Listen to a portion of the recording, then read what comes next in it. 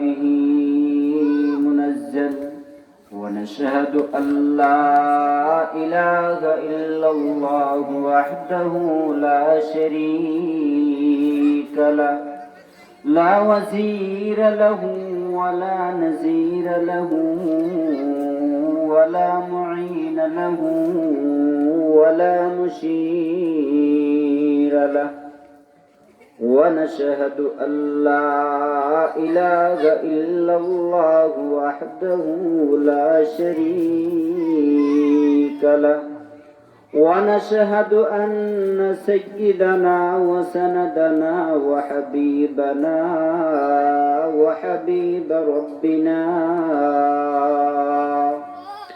ومولانا محمدا عبده ورسوله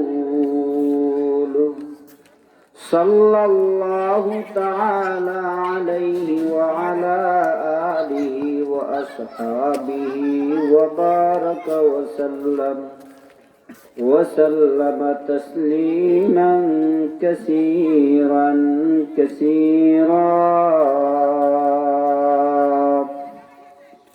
أما بعد فأعوذ بالله من الشيطان الرجيم بسم الله الرحمن الرحيم وقضى ربك ألا تعبدوا إلا إياه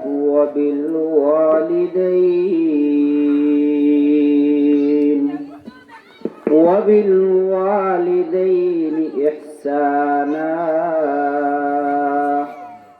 إما يبلغن عندك الكبر أحدهما أو كلاهما فلا تقل لهما أف ولا تنهرهما وقل لهما قولا كريما واخفض لهما جناح الذل من الرحمة وقل رب ارحمهما كما ربياني صغيرا وقال رسول الله صلى الله عليه وسلم لا يؤمن أحدكم حتى أكون أحب إليه من والده وولده والناس أجمعين صلى الله على سيدنا ومولانا محمد وعلى آله وأصحابه وسلم صلى الله على سيدنا ومولانا محمد وعلى آله وأصحابه وسلم لا إله إلا الله لا إله إلا الله لا إله إلا الله لا إله إلا الله لا إله إلا الله لا إله إلا الله لا إله إلا الله لا إله إلا الله لا إله إلا الله لا إله إلا الله لا إله إلا الله لا إله إلا الله محمد رسول الله لا إله إلا الله محمد رسول الله صلى الله সাল্লাল্লাহু আলাইহি ওয়াসাল্লাম। আমরা সর্বপ্রথম মহান আল্লাহ পাক রব্বুল আলামিনের দরবারে অসংখ্য অসংখ্য শুকরিয়া আদায় করি, যে মহান আল্লাহ পাক রব্বুল আলামিন আমাদেরকে দয়া করে মায়া করে মাগরিবের নামাজের পর মুসাগরা পশ্চিম পাড়া যুব সমাজের উদ্যোগে কবরবাসী রুহের মাগফিরাত কামনায় এই ইসলামী মহা সমাবেশের ব্যবস্থা করা হয়েছে।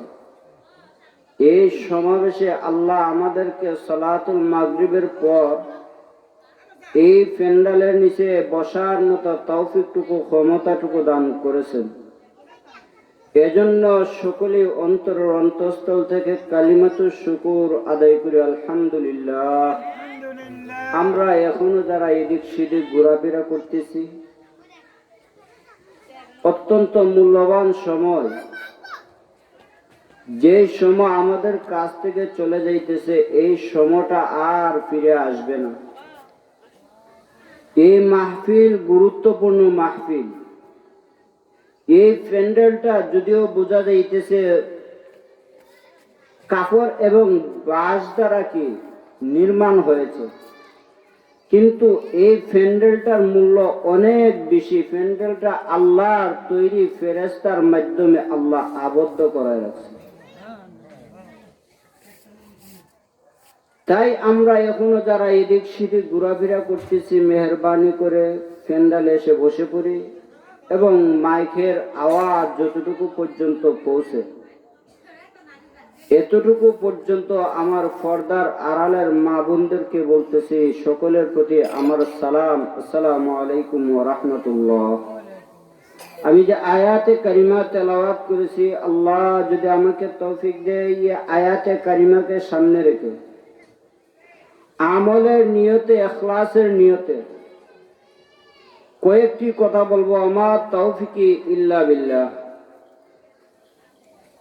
আমি যে আয়াতে কারিমা তেলাওয়াত করেছি, আয়াতে কারিমার মধ্যে আল্লাহ পাক রব্বুল আলামিন বলেন, وَقَضَى رَبُّكَ أَلَّا تَعْبُدُوا إِلَّا إِيَّاهُ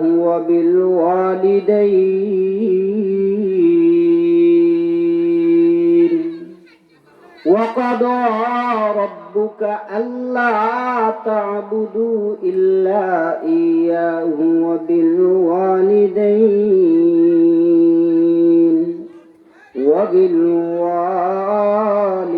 وَبِالْوَالِدَيْنِ إِحْسَانًا। আল্লাহ এই আয়াতের প্রথম অংশ বলতেছেন, ও আমার বন্দারা, তোমরা আমি রবের ইবাদত করো। ওয়াকাদা রব্বুকা, আমাদের রবকে ভাই আল্লাহ।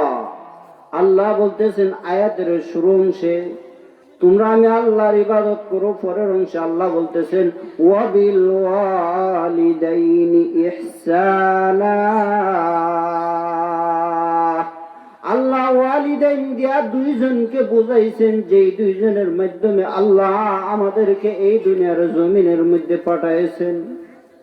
যেই দুইজনের ঔরসের মাধ্যমে আল্লাহ আমাদেরকে এই দুনিয়ার জমিনের মধ্যে পাঠাইছেন, একজন হলেন জন্মদাতা পিতা, আরেকজন হলে জন্মদাত্রী মা। আল্লাহ আয়াতের শুরু অংশে বলছে, ও বান্দারা, তোমরা আমি আল্লাহর ইবাদত করো। পরের অংশ বলতেছে, তোমরা তোমাদের মা এবং বাবার দিকে ইহসান করো, দয়া করো, মায়া করো, নেক দৃষ্টিতে তাকাও। সর্বপ্রথম এই আয়াতের একটা অংশ বুঝতে হবে, আমাদের রবকে, রবের পরিচয় কি। যেই ব্যক্তি রব চিনবে ওই ব্যক্তির জন্য আল্লাহ দুইটা পুরস্কার রেখে গেছেন। আল্লাহ দুইটা পুরস্কার দিয়েছেন। একটা হলো যেই ব্যক্তি রবকে চিনবে, আল্লাহ ওই রবকে চিনার কারণে তার কবর থেকে নিয়ে কিয়ামত পর্যন্ত আল্লাহ আরামে থাকার ব্যবস্থা করে রাখছেন। যেই কবরের জিন্দেগিটা মুফাসসিরিনে কেরামগণ বলেন, কবর থেকে নিয়ে হাসর পর্যন্ত 50,000 বছর অতিক্রম হয়ে যাবে।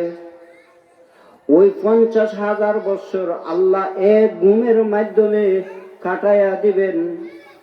যারা রবকে চিনছে, কাকে? রবকে।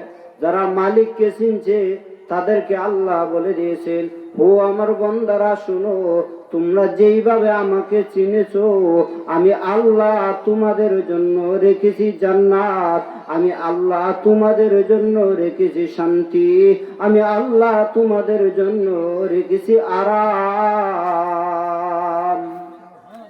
আল্লাহ কিয়ামত পর্যন্ত আরামের একটা ব্যবস্থা করে রাখছেন।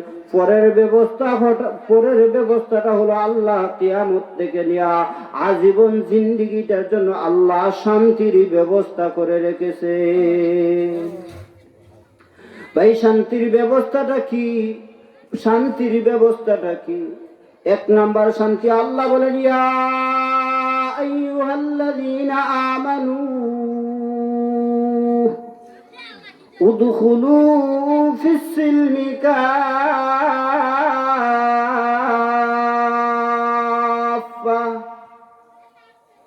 ইয়া আইয়ুহাল্লাযীনা আমানু, হে ঈমানদাররা, তোমরা পরিপূর্ণভাবে ইসলামের মধ্যে প্রবেশ করো। উদখুলু ফিস-সিলমি কাফা, তোমরা পরিপূর্ণভাবে ইসলামের মধ্যে প্রবেশ করো। যদি ইসলামের মধ্যে পরিপূর্ণভাবে প্রবেশ না করো, মওলাকে চিনবে না।